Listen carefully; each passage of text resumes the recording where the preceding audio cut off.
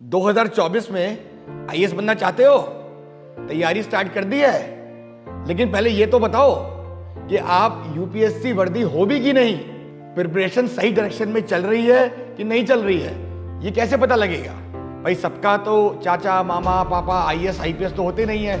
तो all India smash scholarship test for 2024 attempt करो, आपको अप टू 100% स्कॉलरशिप मिल सकती है हमारे मेंटरशिप प्रोग्राम में। लेकिन उससे भी ज्यादा बड़ी बात, रजिस्टर करते ही आपको 10,000 का माल, 10,000 का स्टडी मटेरियल, लेक्चर और इसके साथ हमारे रैंकर के साथ एक 1-to-1 सेशन जहां आप अपनी प्रॉब्लम, अपनी स्ट्रेटजी डिस्कस कर सकते हैं, ये सब मिलेगा। तो दिए हुए लिंक पे रजिस्टर करिए तुरंत। हेलो एवरीवन, मेरा नाम डॉक्टर ज्योति यादव है and I am N IPS officer of 2019 batch Punjab cadre. मैं आज आप लोगों के साथ में काडर पॉलिसी जो है उससे रिलेटेड एक डिस्कशन करना चाहती हूँ, ताकि जो आपके क्वेरीज होते हैं काडर प्रेफरेंसेस भरने के टाइम पे, और जो क्वेरीज होते हैं कि कौन सा काडर भरना चाहिए और चेंजेस अगर काडर में कभी हो सकते हैं तो वो कैसे कैसे हो सकते हैं, इन सारी चीज़ों से रिलेटेड मेरा ये डिस्कशन आज रहेगा। तो सबसे पहले कि जो काडर पॉलिसी है उसके ऊपर, तो 2017 ऑनवर्ड्स 18 जो एग्ज़ाम हुआ था उसमें 2017 ऑनवर्ड्स सेंट्रल गवर्नमेंट ने अपनी काडर पॉलिसी में कुछ चेंजेस करे थे। पहले सारे के सारे जितने भी स्टेट कार्डर्स होते हैं उनकी प्रेफरेंसेस 1 2 3 4 5 6 ऐसे करके देनी होती थी, बट क्योंकि उसमें कुछ इश्यूज थे जिसकी वजह से कुछ पर्टिकुलर कार्डर्स के अंदर डेफिशिएंसीज थी, और एक जो all India nature of this service है जो कि IAS IPS IFS 3 all India services हैं, जो ऑल इंडिया जो नेचर है ऑफ द सर्विस वो कहीं ना कहीं अफेक्ट हो रहा था। तो उसको ध्यान में रखते हुए एक नेशनल इंटीग्रेशन का एक जो main logic behind the cadre होता है उस को ध्यान में रखते गवर्नमेंट ने चेंजेस करे थे। तो इस काडर पॉलिसी के अंदर क्या किया गया कि जो पूरा देश है उसको 5 जोन्स के अंदर डिवाइड कर दिया गया, जोन 1 2 3 4 5। जोन 1 के अंदर मोस्टली नॉर्थ इंडियन कार्डर्स आते हैं, जिसमें कि यूटी कार्डर्स, एगमुट जिसको कहते हैं, हरियाणा, पंजाब, राजस्थान, उत्तराखंड, पहले जम्मू कश्मीर होता था, अभी वो यूटी का पार्ट हो गया। तो ये सारे के सारे कार्डर्स आते हैं। उसके बाद में जोन 2 जो है, जोन 2 के अंदर हमारे यूपी, बिहार, झारखंड और उड़ीसा आते हैं। जोन 3 के अंदर गुजरात, मध्य प्रदेश, महाराष्ट्र और छत्तीसगढ़ आते हैं। जोन 4 के अंदर वेस्ट बंगाल, सिक्किम और नॉर्थ ईस्टर्न कार्डर्स आते हैं, आसाम, मेघालय, नागालैंड, मणिपुर एट्सेट्रा। और जोन 5 के अंदर मोस्टली साउथ इंडियन स्टेट्स आते हैं, जिसमें तेलंगाना, आंध्र प्रदेश, केरला, तमिलनाडु, ये सारे के सारे आते हैं। तो ऐसे 5 जोन्स के अंदर देश को डिवाइड किया गया फॉर कार्डर प्रेफरेंसेस। इसके अंदर आपको जब आप कार्डर प्रेफरेंसेस अपने भरते हैं तो डैफ 2 आता है after the mains exam, before the interview process. आपको उसके अंदर अपने cadre preferences along with your service preferences भरने होते हैं। तो आपका जब आप भरते हैं तो ये कैसे भरना होता है कि आप अपना first preference for all the zones देते हैं। तो सारे जोन्स में, जैसे जोन 1 2 3 4 में अपना first preference of a state कार्डर आप भरते हैं। उसके बाद में जब आपके 5 जोन में एक एक प्रेफरेंस हो जाता है तो आपकी second preference for all the zones होता है। ऐसे लाइकवाइज तीसरा, चौथा, 5वां ऐसे करके आप सारे के सारे स्टेट कार्डर्स में अपनी प्रेफरेंसेस देते हैं।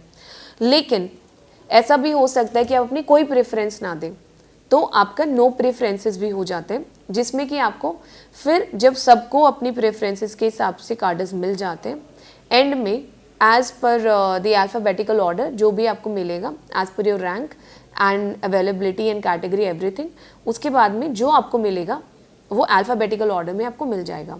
तो ये होता है। तीसरी चीज़ होती है कि आप हो सकता है कि आप अपनी फर्स्ट और सेकेंडरी प्रेफरेंस दें या कोई भी दें, हो सकता है आप सिर्फ एक ही जगह में अपनी प्रेफरेंस दें, उसके अलावा आपका फिर नो प्रेफरेंस होता है। तो आप जब 1 2 3 4 ऐसे नंबर्स डाल रहे हैं, the moment you put in 0 as in no preference, उसके बाद के जितने भी कार्डर्स बच जाते हैं वो सारे आपके फिर नो प्रेफरेंस में आ जाते हैं। तो ये इस तरीके से एक सिस्टम बनाया गया है जिसमें कि आपको सेंट्रल गवर्नमेंट की तरफ से ट्राई है कि जितना हो सकता है ये all India services all India ही रहे। एज सच इसमें अपने नेबरिंग स्टेट वाला एक प्रेफरेंस ना हो करके आप अपना हर जोन में से प्रेफरेंसेस देते जाएं ताकि एक all India nature of the service maintain रहे। उसके बाद में होता है कि आपको अलॉटमेंट कैसे होता है। आप थोड़ा जैसे कुछ कैलकुलेशंस वगैरह लोग कर पाते हैं, वो कैसे करते हैं। तो एक होता है कि पास्ट प्रीवियस ईयर में जो वैकेंसी आई है सेंट्रल गवर्नमेंट की तरफ से, तो वैकेंसी का आप एक बारी रीड कर सकते हैं अच्छे से कि कहाँ पे वैकेंसी रही है और नेक्स्ट ईयर कहाँ पे वैकेंसी आने के अंदेशा है। एक तो वैकेंसीज आप देख सकते हैं, थोड़ा सा मोटा मोटा आइडिया लगा सकते हैं। दूसरा इसके अंदर होता है इनसाइडर आउटसाइडर। इनसाइडर कौन होता है कि आपका एक होम स्टेट है, आप वहाँ के इनसाइडर हो जाते हो। तो आप किसी एक स्टेट को अपना होम स्टेट भरते हो फॉर्म के अंदर, अगर आप उसका प्रेफरेंस देते हो तो आपका वो इनसाइडर कोटा के अंदर हो जाता है। बाकी स्टेट्स के अंदर फिर आप आउटसाइडर कोटा के अंदर आते हैं। तीसरी चीज़ इसके अंदर आती है कैटेगरी वाला। तो इसके अंदर जनरल EWS का शायद कार्डर्स के अंदर नहीं है, आई एम नॉट श्योर। उसके बाद OBC SC ST ये सारे से कैटेगरी वाला भी उसके अंदर वैकेंसीज होती हैं। तो as per these vacancies and insider outsider quota vacancies decide होती हैं ऑफ द कार्डर्स। ठीक है, इसके बाद में आप डिसाइड कैसे करें कि कौन सा कार्डर भरना है। तो देखिए ये बड़ा पर्सनल सा हो जाता है। फर्स्ट चीज़ कि कुछ लोग होते हैं कि अपने होम स्टेट को अपना फर्स्ट प्रेफरेंस पे रखते हैं, कुछ लोग नहीं रखते हैं। कुछ लोगों को लगता है कि आप अपने होम में जब रहते हैं तो आपके ऊपर लिमिटेशन ज़्यादा बढ़ जाती है, क्योंकि जो आपके रिश्तेदार अभी तक नहीं भी थे वो रिश्तेदार बड़े सारे आ जाते हैं और आपको हो सकता है कि आपके पास इस तरीके के रिक्वेस्ट ज़्यादा हैं काम से रिलेटेड। तो कुछ लोग होते हैं कि होम स्टेट को नहीं भी डालते हैं, लेकिन क्योंकि आप वहाँ पे पले बड़े हो, आपको वहाँ का कल्चर ज़्यादा अच्छे से पता होता है, तो मेजॉरिटी प्रेफर भी करते हैं कि अपने होम कार्डर को एज द फर्स्ट प्रेफरेंस डालते हैं। तो ये आपका होम कार्डर वाला हो जाता है। दूसरा, प्रेफरेंसेस आप कैसे भरें। तो आप स्टेट्स को इस तरीके से स्टडी कीजिए कि वहाँ के प्रॉब्लम्स क्या हैं, कि और कभी भी सेम IAS और IPS के लिए सेम कार्डर नहीं होता, मतलब प्रेफरेंस वाइज, क्योंकि जो पुलिसिंग रिलेटेड प्रॉब्लम्स हैं एडमिनिस्ट्रेशन के वो चैलेंजेस नहीं हो सकते। जैसे फॉर एग्जांपल हरियाणा जैसे हो गया, आई कम फ्रॉम हरियाणा, तो जैसे हरियाणा हो गया, Haryana is a developed state, तो वहाँ पे डेवलपमेंट के अलग चीज़ें हैं, चैलेंजेस एज सच नहीं, क्योंकि वहाँ पे पॉवर्टी इतनी ज़्यादा नहीं है। तो वहाँ पे different kind of policies government की लागू होती हैं जो रेलेवेंट हो जाती है। जैसे हो सकता है कि स्मार्ट सिटी वाला कॉन्सेप्ट इन वाले स्टेट्स के लिए ज़्यादा हो जाता है, तो वहाँ पे टेक्नोलॉजी, स्मार्ट सिटी वाले ये वाले पॉलिसी ज़्यादा वर्क कर रहे होंगे। इन्वेस्टमेंट समिट जैसे अभी चल रहा था, तो इंडस्ट्रीज से रिलेटेड वाले ज़्यादा हो जाएंगे, ये वाले रहेंगे। लेकिन हो सकता है कि किसी स्टेट में जहाँ पे पॉवर्टी का फिगर थोड़ा ज़्यादा है, तो वहाँ पे प्रधानमंत्री आवास योजना या ऐसे वाले जो पॉलिसीज़ हैं, प्रोग्राम्स हैं, उनका ज़्यादा रेलेवेंस हो जाता है। तो वहाँ पे तो वो आप जब आप IAS के लिए भर रहे हो तो आप वो देखिए कि आपका इंक्लिनेशन किस चीज़ में है, कि क्या आप डेवलपमेंट रिलेटेड वर्क में ज़्यादा मन करता है आपका, आप ज़्यादा इंक्लाइंड है, या फिर आप टेक्नोलॉजिकल इंटरवेंशंस में ज़्यादा कर सकते हैं। तो इस तरीके से आप IAS और IAS वाले अपने कार्डर्स में आप अपना प्रेफरेंसेस डाल सकते हैं। लाइकवाइज फॉर IPS के लिए आप क्या देख सकते हैं कि आप वहाँ पे पुलिस का कितना ज़्यादा, मतलब इंडिपेंडेंस आपको न्यूज़ के थ्रू पता चल जाता है कि पुलिस का वर्किंग इंडिपेंडेंट है कि नहीं है। एक तो ये वाला आप देख सकते हैं। दूसरा कि प्रॉब्लम्स वहाँ पे पुलिसिंग रिलेटेड क्या हो सकते हैं। तो जैसे जो नक्सल अफेक्टेड जो स्टेट्स हैं, वहाँ पे डिफरेंट काइंड ऑफ पुलिसिंग होता है। तो वो आप अगर आपको उसमें काम करने का मन है, उस तरीके के चैलेंजेस आपको पुश देते हैं, मोटिवेट करते हैं, तो आप उनको हायर प्रेफरेंस पे रख सकते हैं। और जो ऐसे प्रॉब्लम वाले स्टेट्स होते हैं वहाँ पे गवर्नमेंट का भी थोड़ा सा से उस तरीके से होता है कि आपको वर्क वाइज इंडिपेंडेंस ज़्यादा मिलती है, क्योंकि government also wants to stop these issues, उनको कर्ब करने का गवर्नमेंट की भी पॉलिसीज़ हैं। तो वहाँ पे आपको इंडिपेंडेंस भी ज़्यादा मिल जाती है, वर्क वाइज सेटिस्फैक्शन हो सकता है ज़्यादा मिल जाता हो, और काम करने में हो सकता है आप ज़्यादा मोटिवेटेड फील करेंगे अगर आपका इंक्लिनेशन है उस तरीके से, तो आप उनको ऊपर रख सकते हैं।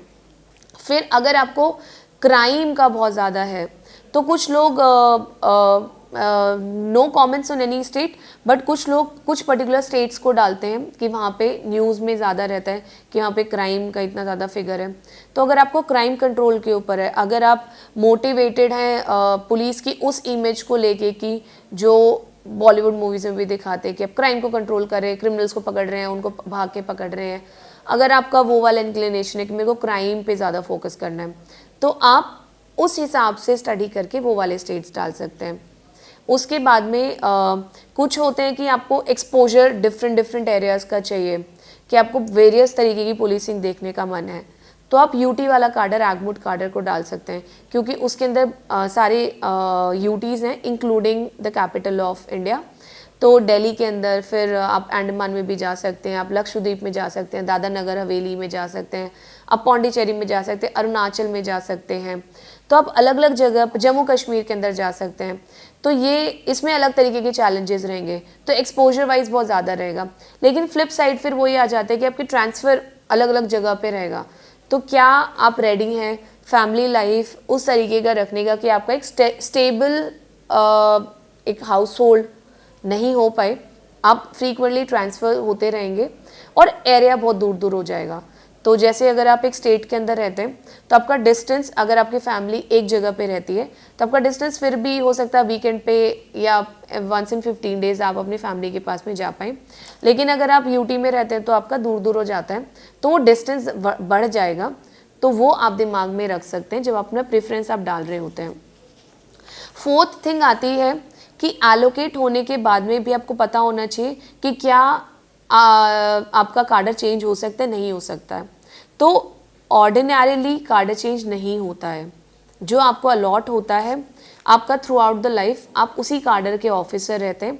आप बेशक डेप्यूटेशन वगैरह पे चले जाएं, आप सेंटर में जा सकते हैं, आप इंटरनेशनल प्रोजेक्ट्स पे डेप्यूटेशन पे जा सकते हैं, लेकिन आप अपने स्टेट कार्डर में आपको आना पड़ता है कूलिंग ऑफ पीरियड के लिए, और आपका कार्डर वही रहता है, आप उसी कार्डर के ऑफिसर रहते हैं। तो आपका एडमिनिस्ट्रेटिव कंट्रोल कहीं ना कहीं जब आप कार्डर के अंदर रहते हैं तो उसी स्टेट का रहेगा। और वैसे भी अगर आप डेप्यूटेशन पे भी जाते हैं तो स्टेट गवर्नमेंट का से आपके प्रोफेशनल जो भी प्रोजेक्ट्स होते हैं उसके ऊपर रहता है कहीं ना कहीं, तो वो चीज़ रहती है। तो आपका कार्डर ऑर्डिनरीली चेंज नहीं होता है। चेंज किन किन हालातों में हो सकता है? एक होता है कि जब आपके जो स्पाउस होते हैं वो भी ऑल इंडिया सर्विस के अंदर हैं और वो दूसरे कार्डर को बिलोंग करते हैं, तो ऐसे वाले सिनेरियो में क्या होता है कि आप अपने रिस्पेक्टिव स्पाउस के कार्डर में जा सकते हैं, गिवन कि आपका वो होम कार्डर ना हो। तो ये सरकार का पॉलिसी है कि आप शादी करके आप अपने होम कार्डर में नहीं जा सकते। जैसे मेरा हरियाणा है, I am posted in Punjab, I was allocated Punjab as my cadre, तो मैं हरियाणा में शादी करके कभी भी नहीं जा सकती। तो ये एक है मतलब एक कंडीशन है कि आप दूसरे कार्डर में जा सकते हो, गिवन दैट कार्डर इज़ नॉट योर होम कार्डर after marrying somebody from all India service.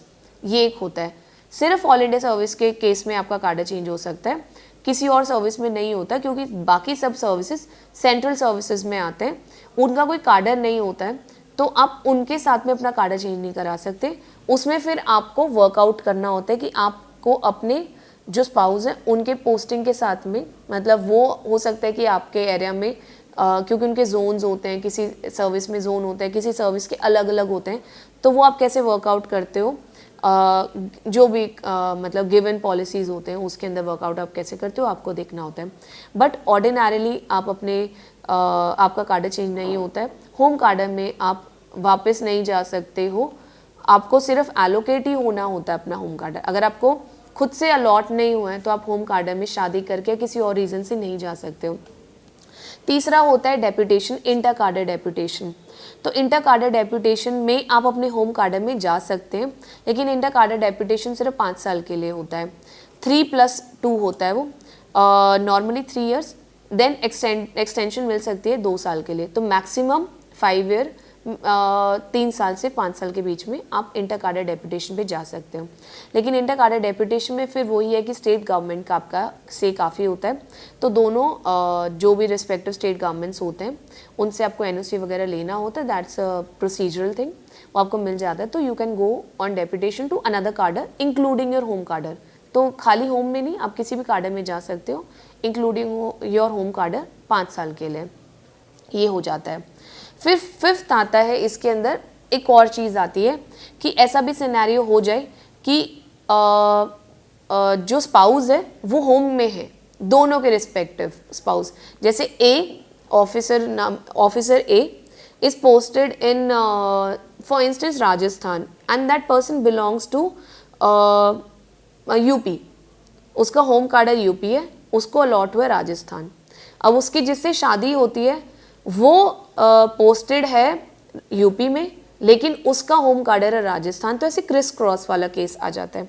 ऐसे वाले केस में क्योंकि दोनों ही अपने होम कार्डर में नहीं जा सकते, जो राजस्थान वाला है वो शादी करके यूपी नहीं जा सकता क्योंकि उसका होम कार्डर यूपी हो जाता है। लाइकवाइज यूपी वाला राजस्थान नहीं आ सकता शादी करके क्योंकि उसका राजस्थान होम कार्डर हो जाता है। तो ऐसे वाले सिनेरियो के लिए गवर्नमेंट का एक रूल है कि आपको 3rd कार्डर अलॉट हो सकता है। तो इसमें क्या होता है कि दोनों ही कार्डर से एनओसी नहीं मिलेगा क्योंकि दोनों के होम कार्डर वाला इशू अटक जाता है। तो आपको फिर ऑप्शंस दिए जाते हैं 3rd कार्डर के लिए। तो आप अपने 3 ऑप्शन दे सकते हैं एमएचए को और डीओपीटी को कि मेरे ये प्रीफरेंसेस हैं, क्योंकि आप नहीं जा सकते अपने इन 2 कार्डर्स में। तो अपने प्रीफरेंसेस देते हैं, उन तीनों प्रेफरेंसेस में से एज पर द अवेलेबिलिटी सरकार आपको एडजस्ट कर देती है। तो आपको 3rd कार्डर अलॉट हो जाता है। दोनों ही कार्डर्स जो होम हो जाते हैं वो हट जाते हैं, आपको कोई तीसरा ही कार्डर अलॉट हो जाता है। तो ये हो जाता है। फिर उसके बाद में एक्स्ट्रा ऑर्डिनरी सर्कमस्टांसेस वगैरह वो तो है ही, वो सिक्योरिटी आपका कंसर्न हो जाता है या कुछ और, वो डिपेंडिंग ऑन द सर्कमस्टांसेस वो सरकार का होता है। वो चेंज जैसे भी होता है वो वेरी एक्स्ट्रा ऑर्डिनरीली किया जाता है, हुआ है कुछ केसेस में, बट वो वेरी एक्स्ट्रा ऑर्डिनरी सर्कमस्टांसेस कि आपका सिक्योरिटी वाज थ्रेटेंड तो आपको वहाँ से मूव किया गया, you apply for it and then हो जाता है। उसमें कैसे सरकार करती है वो it depends on the circumstances. But मोटा मोटा ये 5 जो मैंने आपको बताए हैं कि आपका ऑर्डिनरीली चेंज नहीं होता है, आप होम में ऑर्डिनरी शादी करके भी नहीं जा सकते हैं, इंटर कार्डर डेप्यूटेशन, और फिर आप जब दूसरे कार्डर्स में जाते हैं वो वाला, और आपका 3rd कार्डर वाला डेप्यूटेशन और एक्स्ट्रा ऑर्डिनरी सर्कमस्टांसेस वाला डेप्यूटेशन। तो ये वाले होते हैं। और दूसरा मैंने आपको बताया कि जैसे आप अपना प्रेफरेंसेस भरते हैं कि आप अपना प्रेफरेंसेस किस तरीके से भरते हैं, किस तरीके से आपको सारे जोन्स में 1 2 3 4 करके डालना होता है। नो प्रेफरेंसेस अगर आप डालते हैं तो कैसे आपको अल्फ़ाबेटिकली अलॉट हो सकता है, और अगर आप कुछ कार्डर्स को प्रेफरेंस देना चाहते हैं, उसके अलावा आप किसी को नहीं देना चाहते, वो भी आप कर सकते हैं। लेकिन आपको ये चीज़ हमेशा ध्यान रखनी पड़ेगी, बहुत सोच समझ के अपना कार्डर भरना चाहिए, क्योंकि वंस एलोकेटेड आपका ऑर्डिनरीली कार्डर चेंज नहीं हो सकता। तो आप बहुत सोच समझ के पूरा स्टडी करके कि क्या उस जगह की प्रॉब्लम्स आपको मोटिवेट करती हैं उसमें काम करने के लिए। और आईएएस आईपीएस का बहुत अलग अलग वर्क प्रोफाइल होता है, तो दोनों के ही कार्डर प्रेफरेंस आपके अलग अलग होने चाहिए, और मोस्ट प्रॉब्ली होंगे क्योंकि बिल्कुल अलग तरीके से काम होता है उनका।